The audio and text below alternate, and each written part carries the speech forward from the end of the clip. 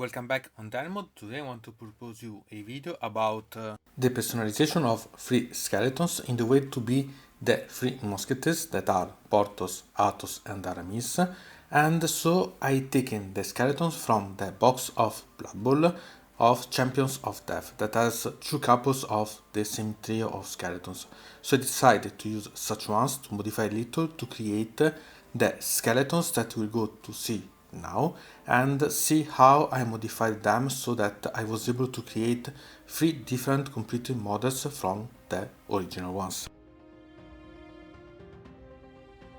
I begin from the Portos model, and here you can see the model that it's the original one. I added the old skeletons ones about weapons, and I removed the pieces of the lance from the arm itself so that I glued it together then, and I created so the idea how I could position such model. It was something that it was quite simple, and I used some bit of blue tack to try to experiment the positioning and so on to make it seem that it's going to grab its lance, its spear. And here you can see the two models, the finished one and the one that it was processing. I really liked such one because it improved my idea about gaining a different ways to create such models. Then I modified Athos. I cut off the forearm of an arm of the champions of the old skeletons ones and the forearm from the model that I wanted to modify because I wanted to substitute them. And I added also the shield coming from the old skeletons spruce.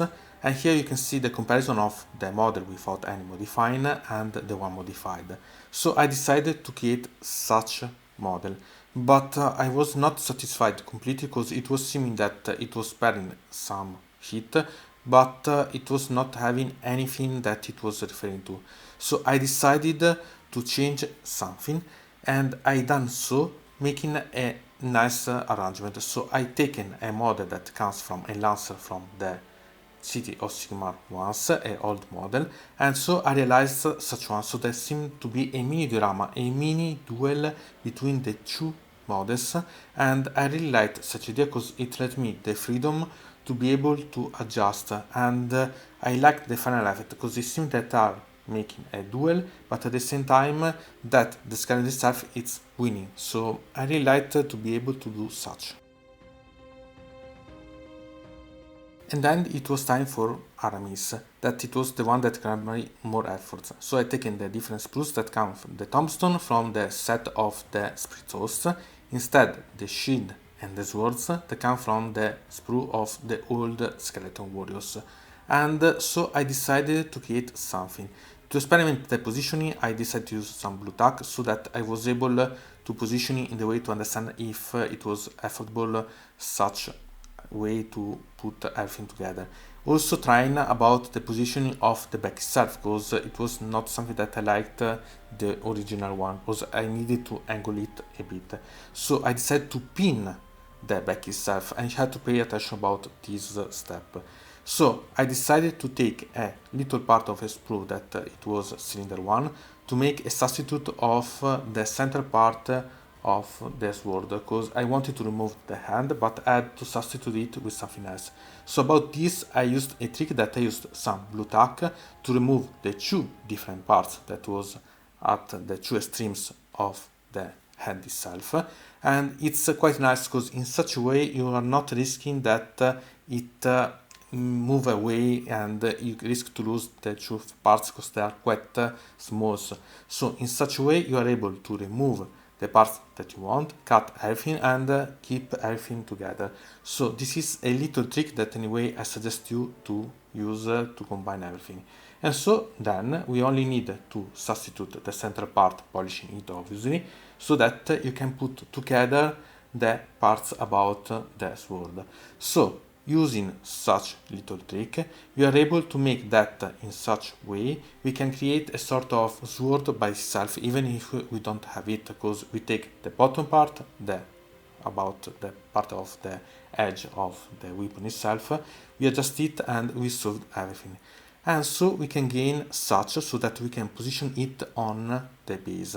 And about it, I used a particular way so that I made a little part of damaging of the base itself, so that I was able to put the weapon in the right way that I wanted without having any problem about that it move while I was trying to build everything.